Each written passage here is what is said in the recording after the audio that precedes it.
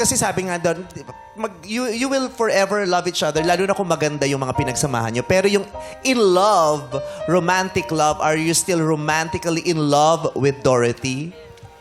I still have feelings for her, pero kapag ganun yung situation na nakikita ko na nane-neglect ko siya, na ano ko siya ng attention, hindi ko na bibigay yung dati kong nabibigay na energy sa kanya, parang ang hirap lang din kasi ayoko lumayo yung loob niya sa akin and mapunta sa iba. So, yun nga po, it's for the best na we decided to end it na lang in good terms.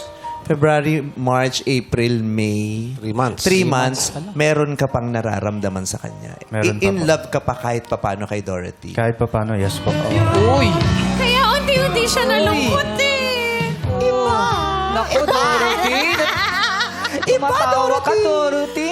Diba? mo, no? Na-happy ako. Kilig din eh. Na-happy ako for Dorothy.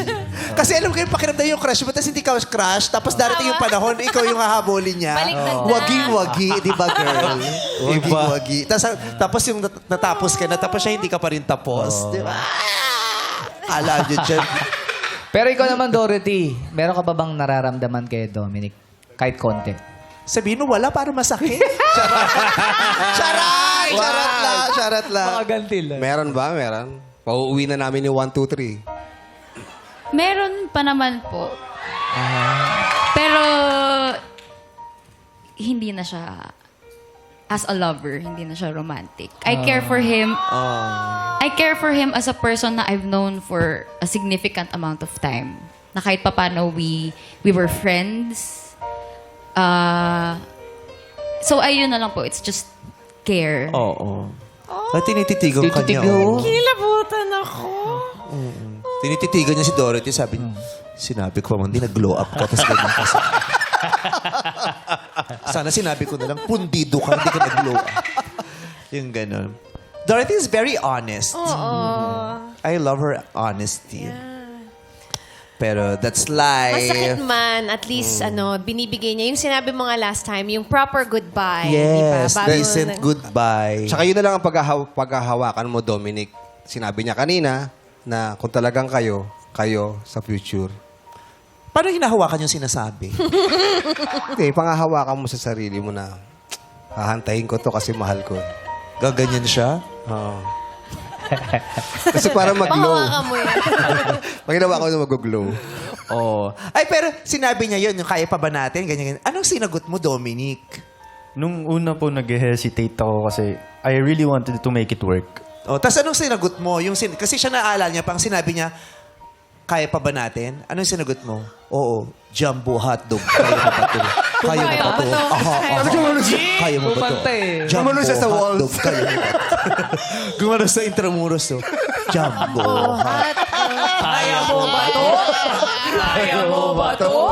Kaya mo ba to? J.R. Siliona. Ano sinagot mo? Hindi na? Oo? O itigil na natin? Ang sagot ko po noon is, if ako ang papapiliin, itutuloy natin. Pero kapag ikaw ang magde-decide, if what you think it's best, let's do that instead. So, sinunod mo lang pala yung gusto niya. Oo. Yun ang laging sinasabi ng mga lalaki. Ikaw, kung anong gusto mo. Pero totoo, gusto rin naman talaga nila yun. Para hindi sila magmukhang kalaban. Oh.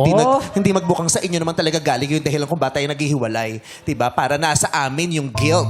Para pag tinanong, Yung sino bigat. nakipaghiwalay? Kami. Pero gustong-gusto, diba? Intagal nyo naman ang inaantay na maghiwalay tayo, diba? Ganyan naman kasi kayo mga babae. Bakla ako, bakla ako. Huwag mo sasabihin niya magagalit si Christopher Min. Hindi ka babae, Vice Ganda. Sabi niya, buwak. Ganyan kasi kayo. Oh. Sinusubukan nyo kami. Anong kayo? Ganyan kayo kasi kayo. Ganyan kayo mga Ano? Magaganda. magaganda. Ang talino mo, Chong. Ganyan kayo mga magaganda. Sinusubukan nyo kami. Ngayon pag pumayag kami, tsaka kayo magsisisi. Sinusubukan namin kayo at sinusubukan rin namin ng pagkakataon kung kaya nyo kaming ipaglaban. Binibigyan ko kayo ng pagkakataon para ipaglaban kami pero hindi. Dahil bago pa kayo makipaglaban, sumuko ka naman na talaga, di ba?